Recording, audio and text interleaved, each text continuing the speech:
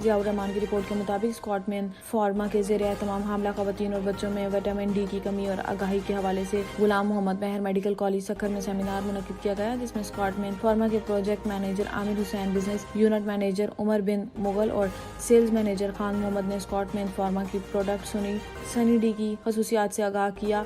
इस मौके पर डॉक्टर सफिया मकसूद ने गुलाम मोहम्मद मेडिकल कॉलेज सक्खर में विटामिन डी की कमी की बड़ी वजूहात, जिस्मानी ज़रूरियात में किरदार और हमारे जिस्म के लिए इसकी मुजद्दा मक़दार को तफसील से बयान किया। एक्चुअली ये प्रोग्राम एक प्रोडक्ट के लिए था और ये प्रोडक्ट है सनी डी जो कैप्सूल में अवेलेबल है 10,000 इंटरनेशनल यूनिट्स जो वीकली है और उस पे था और थोड़े से स्टैटिक्स भी प्रेजेंट किए गए रिगार्डिंग ये कि पाकिस्तान में कितने परसेंटेज सफिशेंट है जिनकी विटामिन डी लेवल्स जिस्म में पूरी है, कितने डेफिशिएंट हैं और कितने जो है ना जिनकी सिवियरली इनसफिशेंट है।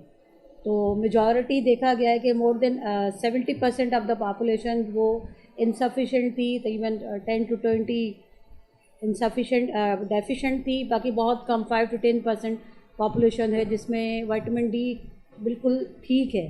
तो मेन मकसद इस सेमिनार का यही था कि आगाही दी जाए कि विटामिन डी की जिस्म में क्या अहमियत है, उसकी वजह से क्या प्रॉब्लम हो सकते हैं और उसका लेना कितना ज़रूरी है।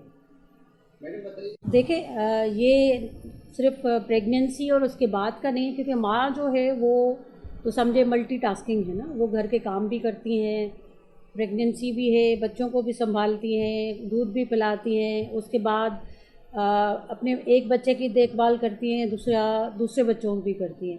तो ये ना सिर्फ प्रेगनेंसी में, बस प्रेगनेंसी के बाद भी, ड्यूरिंग लैक्टेशन और इससे पहले भी विटामिन डी बहुत ज़रूरी है। तो इसका जो मेंटेनेंस डोज है जिसको हम डेली अलाउंस कहते हैं वो 400 to 600 है।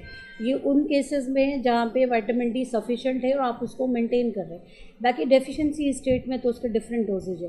तो ड्यूरिंग प्रेगनेंसी भी विटामिन डी जो है, जो प्रेगनेंसी और बच्चे की जो अंदर सेहत के लिए बहुत अहम है, उसकी डेवलपमेंट के लिए, और लैक्टेशन जहाँ माँ दूध पिलाती है उसके बाद भी उसकी सेहत के लिए विटामिन डी बहुत ज़रूरी है।